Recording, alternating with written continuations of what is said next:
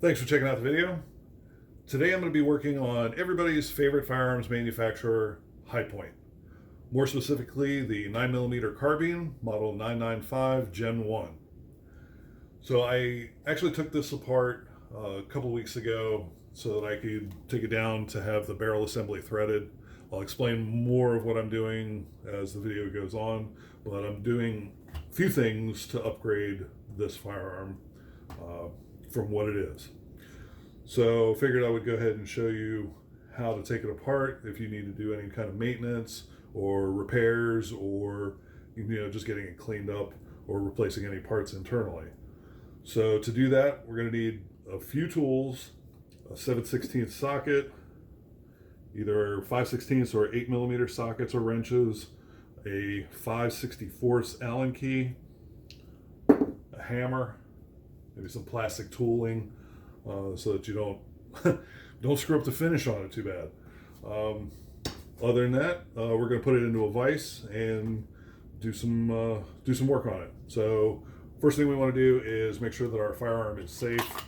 Go ahead and drop the magazine, retract our bolt, then we can visually inspect the chamber, make sure that there is nothing in it. Point it in safe direction, go ahead and depress the trigger. And I'll tell you, one of the things that I'm going to be doing is changing the sear spring. So the reason to do that is to lighten the trigger pull. The triggers on these are not known to be very good and generally mushy, but they also have a pretty high weight to the trigger pull, generally between 6 and 8 pounds, I think. But we're going to go ahead and measure it with a trigger gauge and go ahead and start pulling it apart here in a second. Go ahead and get it into a vise real quick.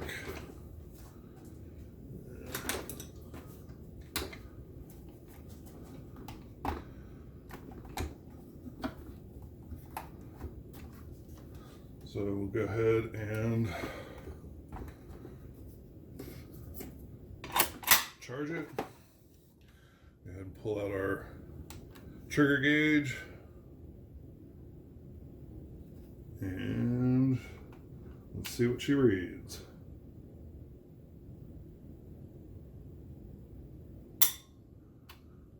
So I've got 6 pounds, 13.8 ounces. Check it again.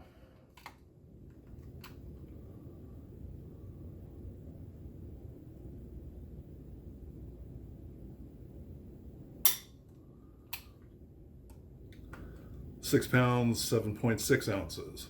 So between 6.5 and 7 pounds. So we'll go ahead and start breaking it down. I don't think it really matters on which way you really start. Like I said, most of these bolts and everything are already pretty loose, but you want to take your 7/16 socket or wrench, go ahead and put it over top of your charging handle. Go ahead and unscrew that.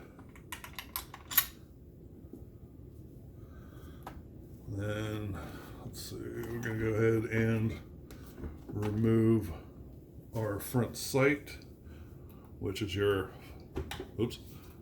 5/64 Allen key.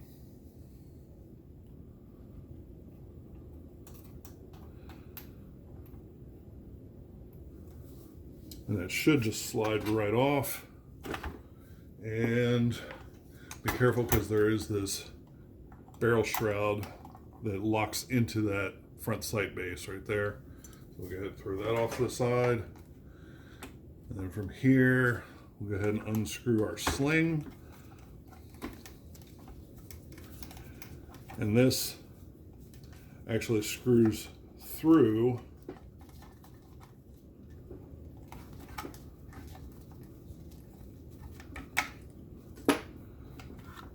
this ring that goes around the barrel. And we're going to hold off on that for a second. And then we're going to go ahead and take these out. And these are sometimes called sleeve or barrel nuts, or even sometimes they're called sex bolts, because these bolts actually screw into one another, like so. Now, I don't think I'm going to need these for the chassis that I'm going to be putting them in, but if you're just taking it apart for maintenance, make sure that you keep these together. I'm going to do the same on this side. Now be careful when you do this, because this upper receiver cover will probably come flying off. So go ahead and pull your other bolt out, and then this receiver cover will come off. Put that off to the side. Make sure we put our sex bolts together. And now we can kind of lift up on the front of the barrel here, and that'll kind of expose that clip, the ring clip. There we go. Take that off. Put that off to the side. And we're good to go there. So then, flip it upside down.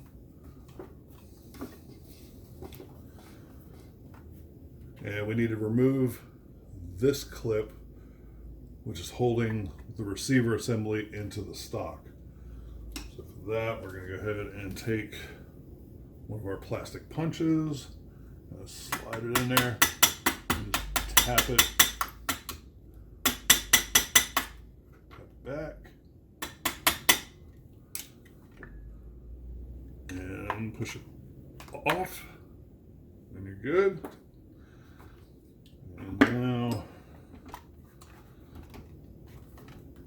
the assembly should come right out of your stock.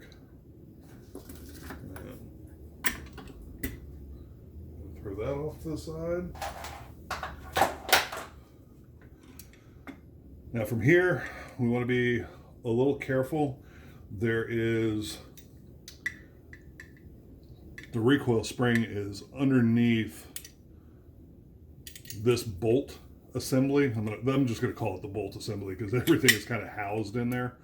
But we're going to go ahead and move this clip. As you can see, there's a pin that's coming through. Hopefully you can see that. And we want to push this clip backwards so that that pin aligns with the rest of the hole there. And I think this one's going to be pretty easy. Like I said, I have had this apart.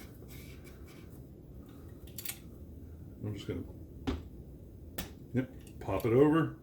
So that's lined up. So it should kind of, with some manipulation going back and forth, should be able to come right out of that chassis. But like I said, be careful because there is the mainspring that is being caught by the bolt assembly right where this hole is.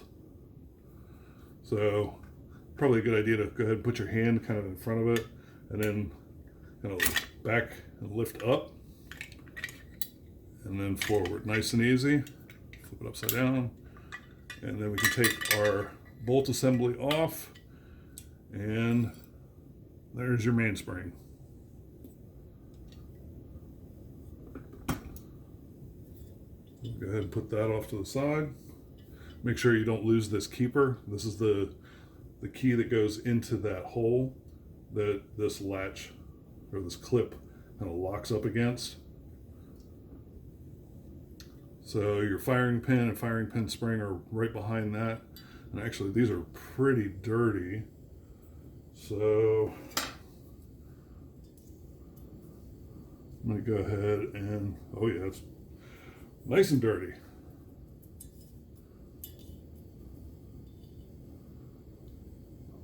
Make sure you keep an eye on which way the firing pin is oriented. You want to make sure that that spring is able to go around it that way, not turned around backwards, or else it might not fire. So I'm gonna go ahead and get this thing cleaned up, put that stuff off to the side, I'll go ahead and show you. This is the sear, and the sear spring is directly underneath it with that pin going through it. So to get that out, this is a trigger bar, and this is the sear actuating bar. And if you start pulling on this, it could make this kind of jump out of the track and everything, which we're going to eventually take apart. I'm going to try and do it here so that you can see it, how it connects right there. And it plunges the spring sear down. But you got to be careful because this thing will pop off, which I'm going to go ahead and try and pull it off anyway. Because, like I said, I'm going to be replacing that spring here in a minute. So,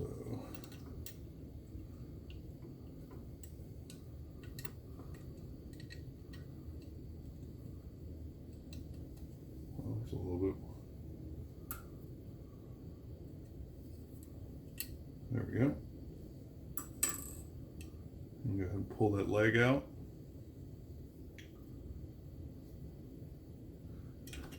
And then our sear comes out with the sear spring directly underneath it. So, like I said, we're going to go ahead and get this all cleaned up. Oh yeah, even the feed ramp and everything is nice and caked with all kinds of crud. So, yeah, we'll go ahead and get this all cleaned up and get it ready to put back together. So, be back in a sec.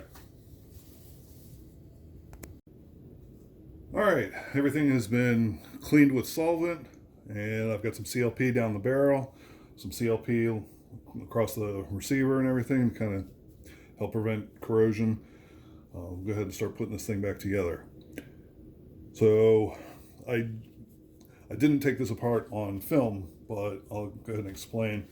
This is what they call a counterweight, and it actually goes into the frame like this. And there's this leg that goes through the counterweight, just like that. And as it sits in the frame like this leg is going to drop down into this channel right here. And then the sear is going to sit directly on top of it with the sear spring underneath it, obviously. So we'll go ahead and install that. And you can see the hole right there, hopefully. But yeah, there's a cutout on the receiver for this leg to kind of drop into. Oops. Like that. We rotate it, and you can see it drop into that channel. Put some grease on there. And now we'll go ahead and take our sear, put a little bit of grease underneath or in the bottom of the sear, and that'll help hold the sear spring in place.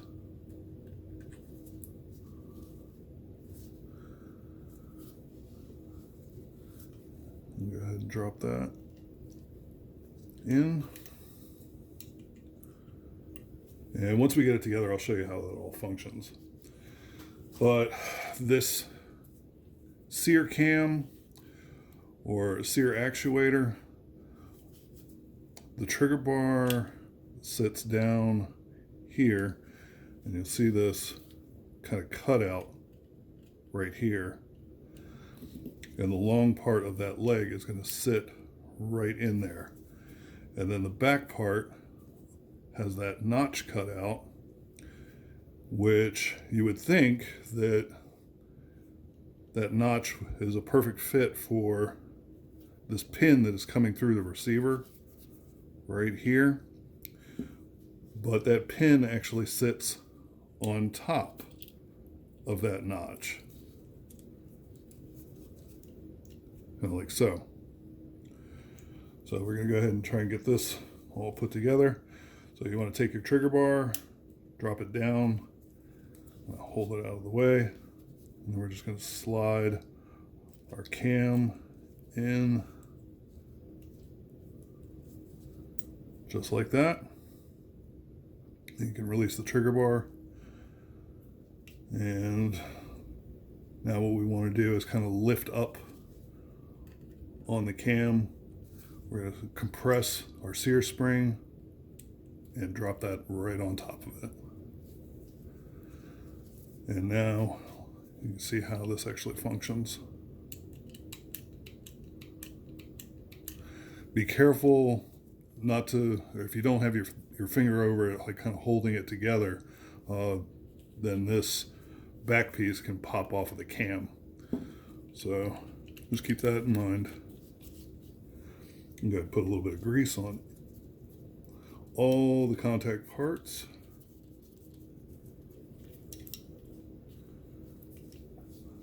And that part is now done. So then we move on to our bolt carrier group. And I don't know if this is supposed to be run dry, or at least the channel. There was a ton of buildup inside it, really thick caked on crud. So I'm not the original owner of this firearm, so I have no idea if it's ever been cleaned. I highly doubt it. I don't know if any oil was sprayed into it or whatnot. So I'm just going to go ahead and run it dry. So we'll take our, actually, get some of that grease off of there. We're going to take our firing pin spring with the buffer. We'll go ahead and pick up our firing pin. Make sure that you have the thin part oriented to the front. We're going to go ahead and drop it into the channel. All the way forward. And we'll take our key or retaining pin with the ball side down and then drop that into the channel. And that is now held in place. So from here, we go ahead, make sure that the clip is in the far rearward position because we want that pin to go through it. So then let's go ahead and try it this way.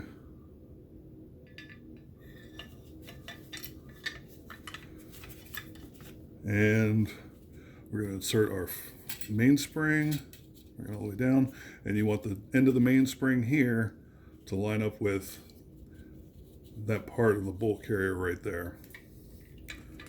And just like that. Oops. And we're dropping all kinds of stuff. Hold on a sec. Put that back in. Okay, we're good there. So I'm going to go ahead and cover it up and make sure that we don't lose any part of it. And start to compress. And try and align that.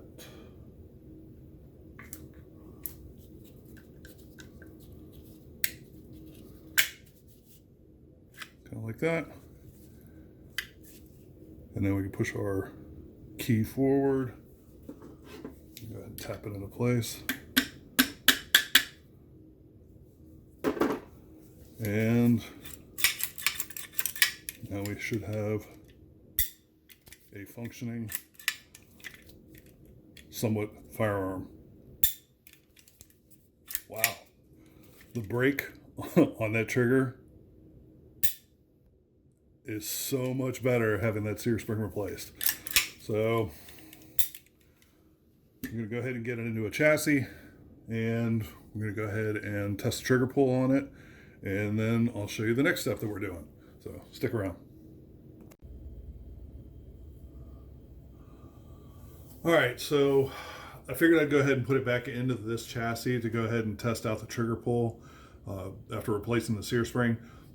I figure I'm going to be putting this into a different chassis, and that chassis just happens to be a Bullpup, which I'll explain what that means later on in the video. But it will affect the trigger pull, so for now I'm going to go ahead and just check the trigger pull in the factory chassis so that there's no no issues or questions of whether that sear spring actually did do anything. So we're going to go ahead and I've already checked, obviously the chamber is empty. I just put the receiver back into the chassis, so there's nothing in it.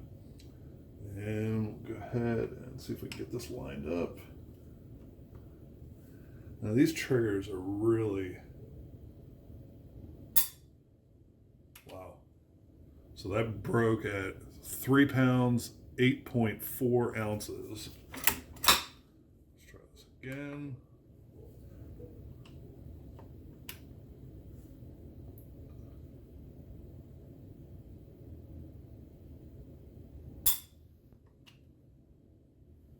£3 pounds, 6.8 ounces.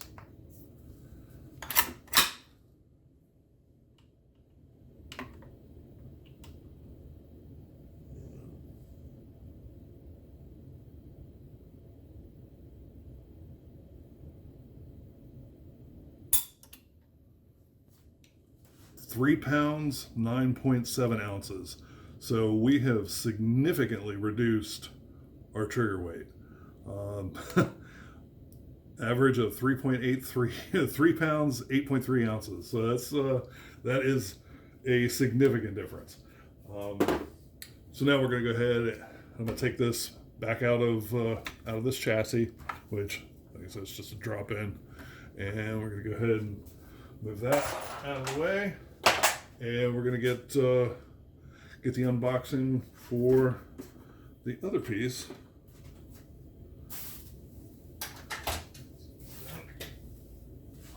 So this is what we're going to be working with.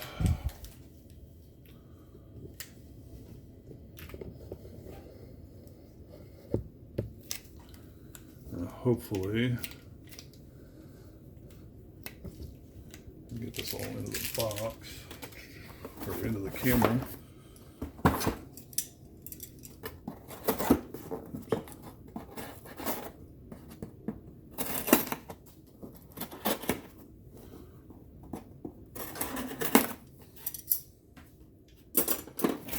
For those that are wondering, this is Bullpup Chassis, and I ordered it in OD green. See everything out of the box.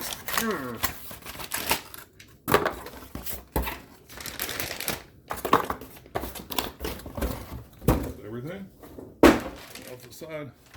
Awesome. So this is what we're going to be turning our nifty high point into.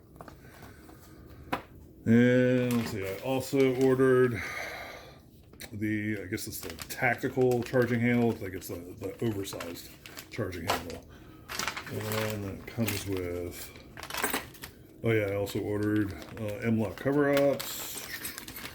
It comes with a standard charging handle and shell deflector, counterweight, and some other nifty goodies. So let's go ahead and get this thing opened up.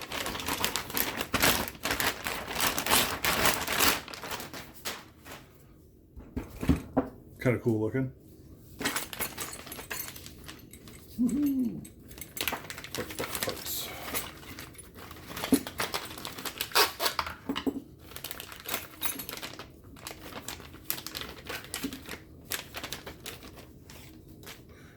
Put all this stuff to the side.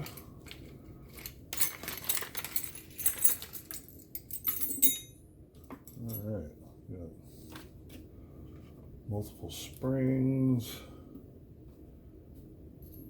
hex keys, bolts. That's it.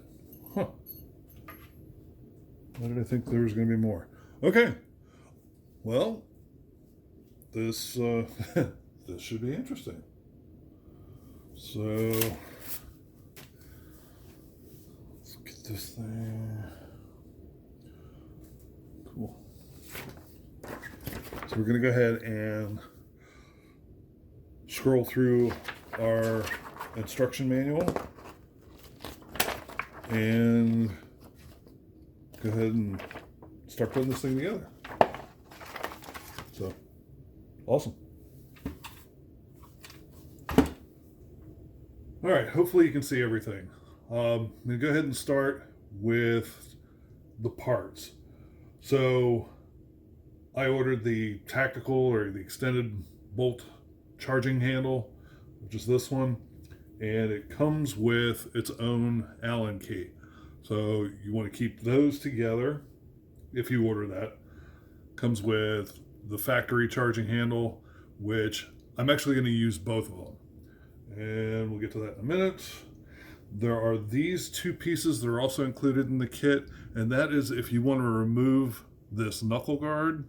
This kind of fills some of the void spots when you take it off. I'm going to go ahead and leave it on, so I'm just going to go ahead and throw those off to the side. Let's see. These two springs are actually for the newer style retaining pins for the receiver. Now, mine are the old school first gen ones, so these are not going to work for me, so I'm going to put those off to the side. And actually, I'll just keep those off to the side as well. So, for left-handed shooters, you want to make sure that you install the shell deflector. I'm a right-handed shooter, but I know that a couple guys on the range are lefties, so I'm going to go ahead and take it off. And they provide you with the Allen keys to do so. So we'll just go ahead and do that real quick. And you take out the original bolt, and they provide you with a longer bolt to go through and into the chassis. Just make sure we don't strip it. Good. Tighten it down a little bit. I'm not going to go crazy tight with it. And a couple things to note. Like I said, using the original bolts, not the push pin style. This chassis has these locks, and if you're using the push style, then you would go ahead and push them through in these two locations and then lock them in place. But with the original style, you have to leave it in the unlocked position and they will not lock. So just remember that. From here, we're going to go ahead and take this thing, disassemble the upper receiver from the lower receiver. That's what I'm going to call them. And to do that, you retract these two tabs, and then at the same time you want to lift up on this Picatinny rail, and that unlocks this upper part from the lower. And hopefully, yeah, that's going to be a pain. And let's do this.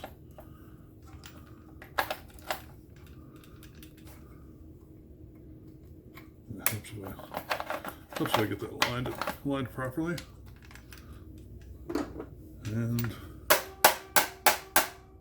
can see it coming apart. Oops. Slide that off, and we're good to go. Cool thing is that this is a full length Picatinny rail. It's aluminum, and it runs pretty much the full length of the upper receiver. So go ahead and put that off to the side. And as I was talking about earlier, this being a bullpup, which means that the receiver assembly is rearward of the trigger grip. So you can see the trigger here, and there's actually linkages that go down and across, and it sits in this linkage right here, sits in front of the trigger or presses up against it, so that when you squeeze the trigger here, it actually pulls the trigger mechanism back here, firing the weapon. So having the additional linkages and everything, like I said, would definitely change the pull weight. So that's why, obviously, why I did the testing the trigger pull in the original stock. So from here, we can go ahead and drop our barrel assembly. Should just drop right in, just like that. And then we can take our and that's of course going to fall over. I probably should have left my vise up here, but let's see, we'll go ahead and I think we can do this either way. Like I said, we'll go ahead and drop our one pin in, and it's cut out for the hex head of that pin. So we'll go ahead and hold that in place. Knocking shit over left and right. Should have done this in a vise. Alright, so that's finger tight. And we'll go ahead and do the same with the front. Might actually come back through with some Loctite. But for now, just go ahead and do this way. And make sure it drops into the chassis all the way.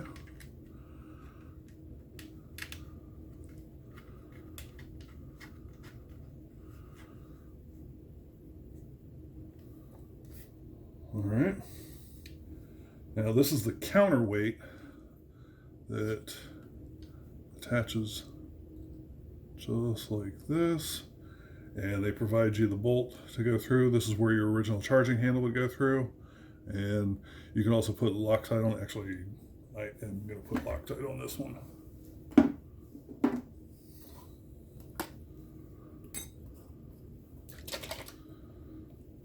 Just because I don't want to take this thing apart again. Just a little bit.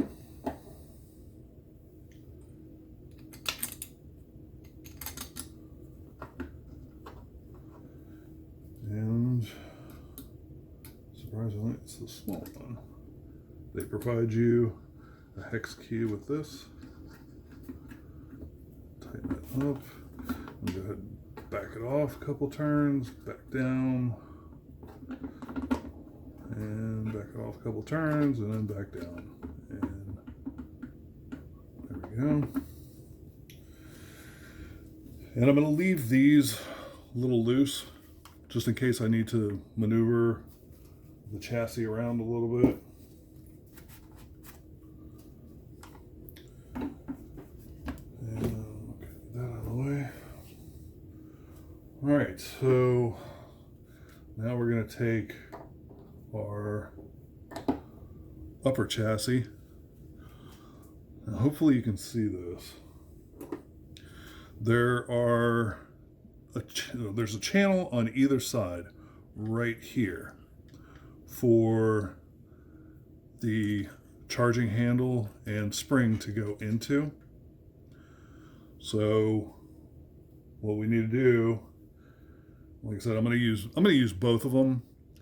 The factory smaller one I'm going to put on the right side, and the oversized I'm going to put on the left side. But to install these, we want to go ahead and take our charging handle, drop it down into the frame, and then kind of turn it sideways, and then bring it through the opening, and we go ahead and just slide it forward. Now you'll see that the spring is sitting pretty far down. What we need to do is compress the spring and drop it into that channel there, and then release it, and that's the spring is actually going to hold the charging handle in place. So just bring it off of the frame a little bit, push down on the spring, and then push it down in, and then release the spring. And that's it. And our charging handle should now work. This does have the H&K slap style like lock, but it doesn't completely function like the H&Ks. I'll explain that later too. But for now, go ahead, and then we're going to install the left-hand charging handle, which is the tactical one, or oversized. But it being oversized, it will not fit through the hole on the side of that receiver. So we have to go ahead and take it off, which Again, they provide you with a hex key. And then we're going to do the same thing. And just drop it down into that channel, turn, and then bring it up. And from here, I'm going to go ahead and just hold it into place like that. And hopefully I can get this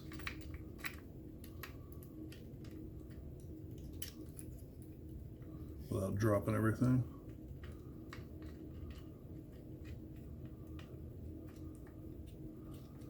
And that's it for the charging handle. And then we do the same thing with this side as we did with the other. You want to go ahead and take the bar out of the receiver a little bit. Go ahead and compress the spring. Oops. Let's try and push that forward. And then compress the spring, drop it into that channel, release it. And then that one should work. And of course I put it on backwards, but at least it's in place. So we'll go ahead, unscrew that, and there we go. All right, now comes the fun part. Reattaching the upper to the lower. So I'm going to slide our barrel, and of course we want to make sure that both charging rods are separated. You don't want them to drop down because then the spring will get in the way, the charging bar will lock up and bind and everything else. So try and keep it nice and even. Put our barrel assembly in and start collapsing it. Nice and easy. And I think this one is going to have a problem.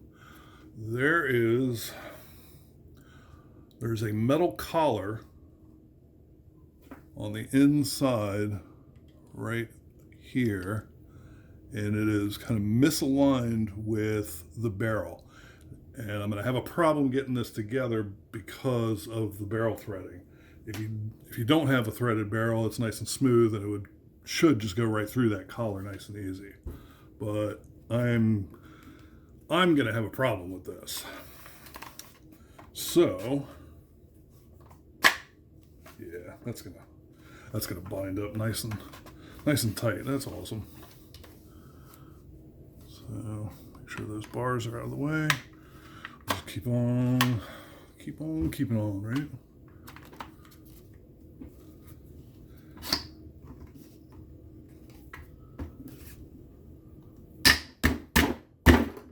Yep.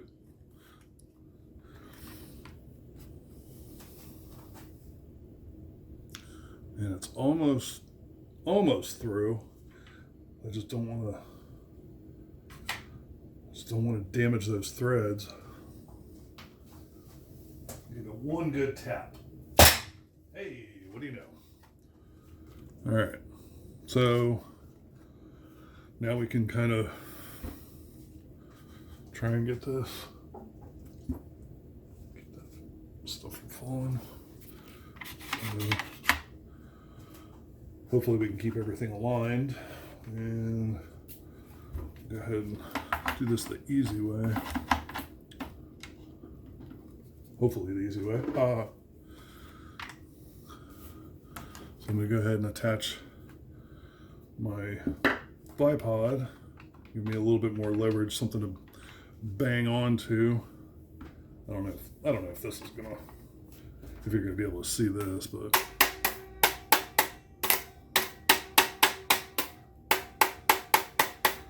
it feels like it's coming back a little bit. There we go. That's pretty good.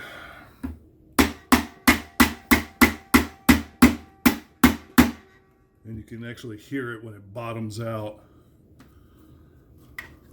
to where the upper part meets the lower part. So that should be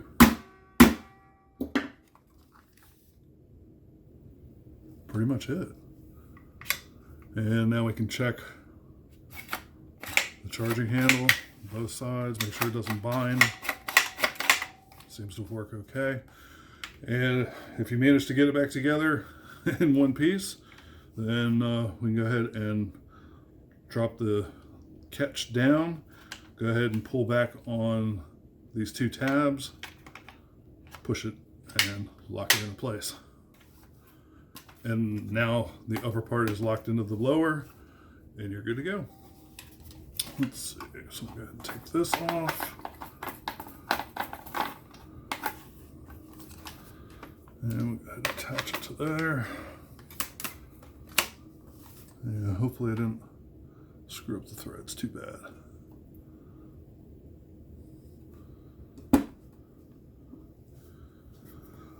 So now we can do a function check. And like I said, obviously nothing in the chamber. And go ahead and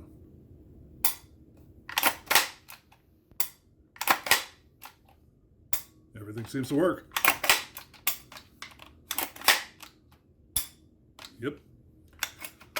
So, as I said, doing the HK slap, if you were to retract the bolt and just come up and lock the bolt in the open position, it actually doesn't come back far enough to reset the trigger. So I think this was already fired. So yeah, won't fire. Bring it back and up. Drop it. Still won't fire. So you actually have to bring it all the way back. And you can kind of see in this notch, like it has to come down and then back just a tiny bit to get the trigger to reset.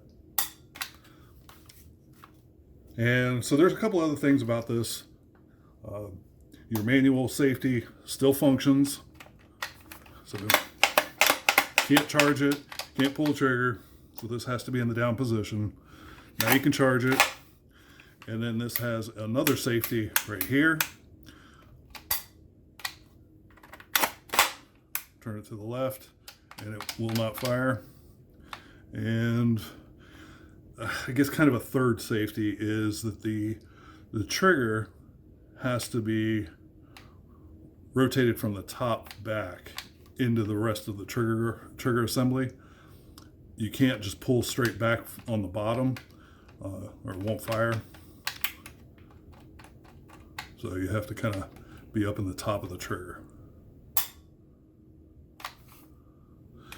And like I said, with these pins, these locks have to be in the rearward position. You cannot move them forward. And this is your magazine release. Kind of interesting because it's ambidextrous, both sides. So we'll go ahead and check that. Drop free. Amazing.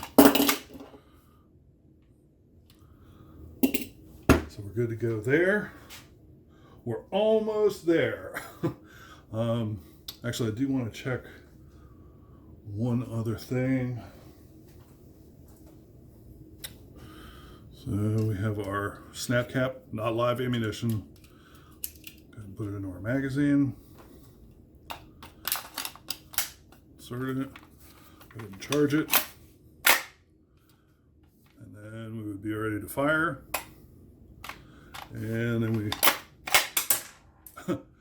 well, that ejected with some authority, so the snap cap is way the hell over there. But it looks like it functions okay. Go ahead and drop our mag. Now we can take our scope and go ahead and get this thing kind of set up.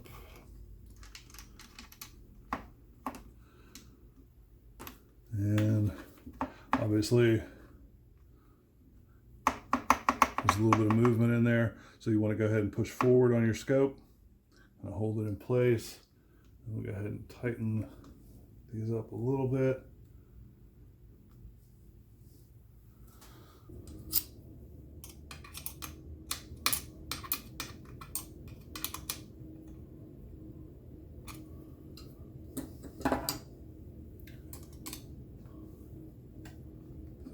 good. Make sure that this is pushed all the way forward so that it doesn't have a chance to move anywhere under recoil. And we'll go ahead and tighten these up a little bit.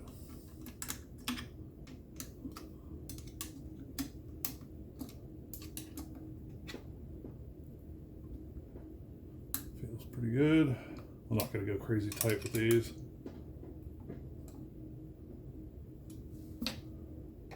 All right.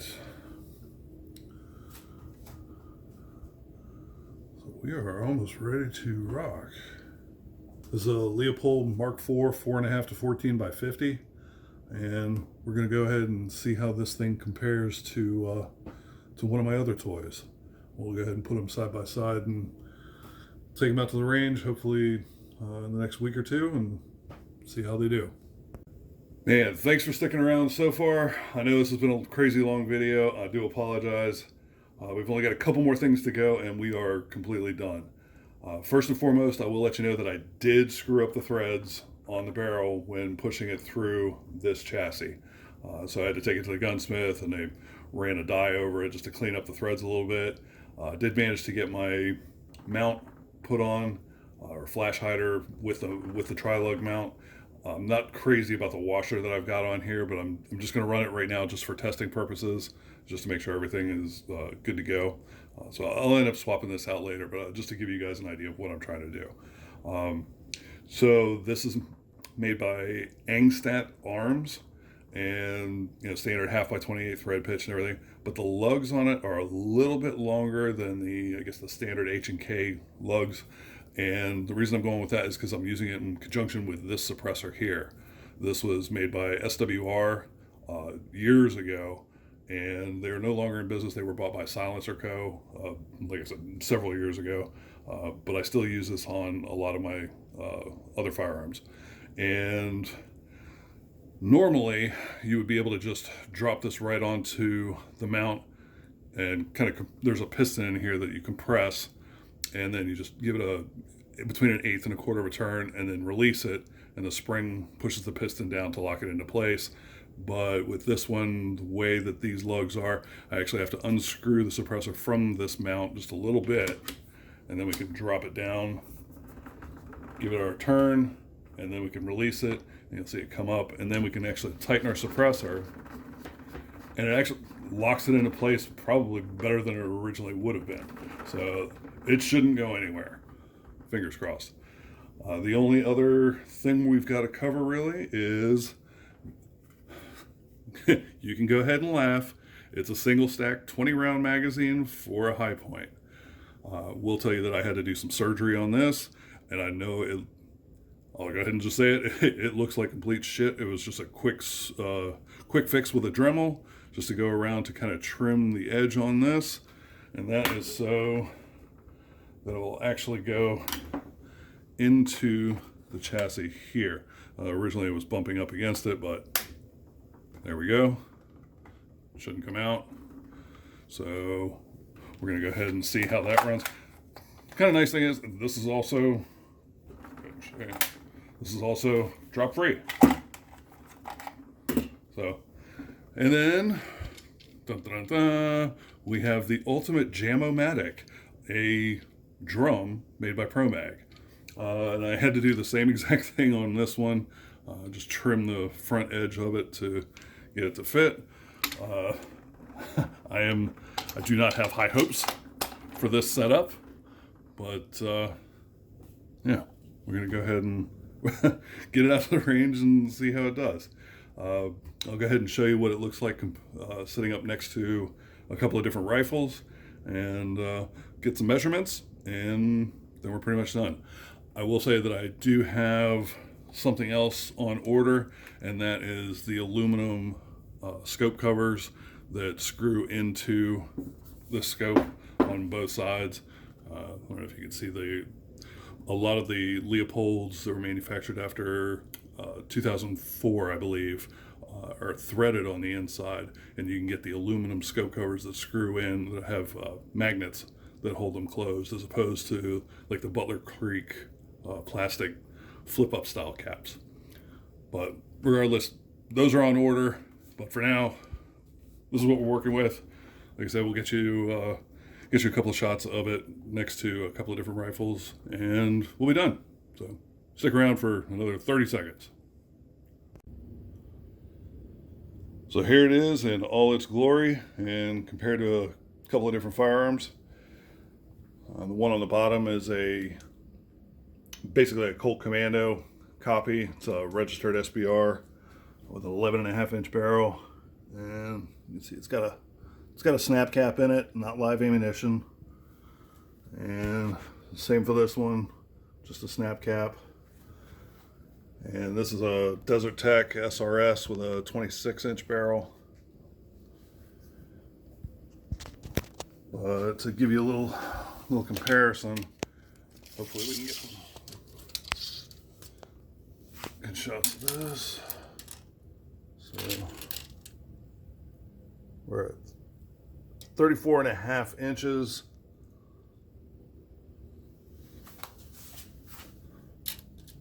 Versus 39.5.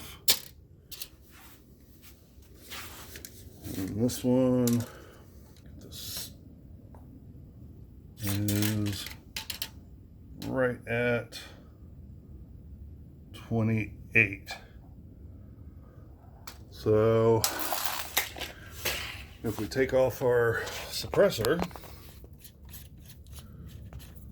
hopefully we can get this without screwing anything up. There we go.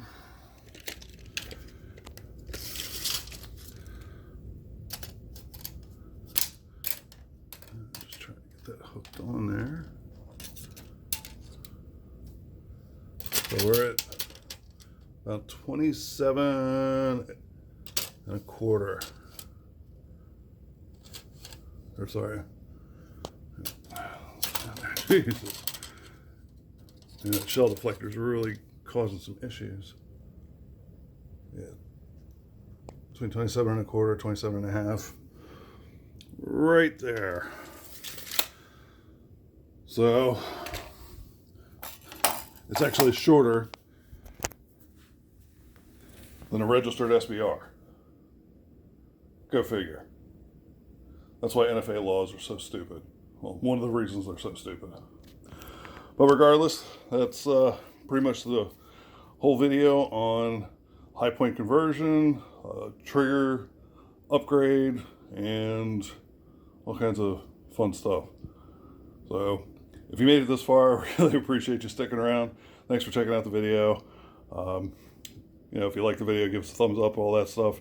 And remember, your Second Amendment rights are always under attack. Every gun law is 100% unconstitutional. And we will catch you on the next one. Thanks again.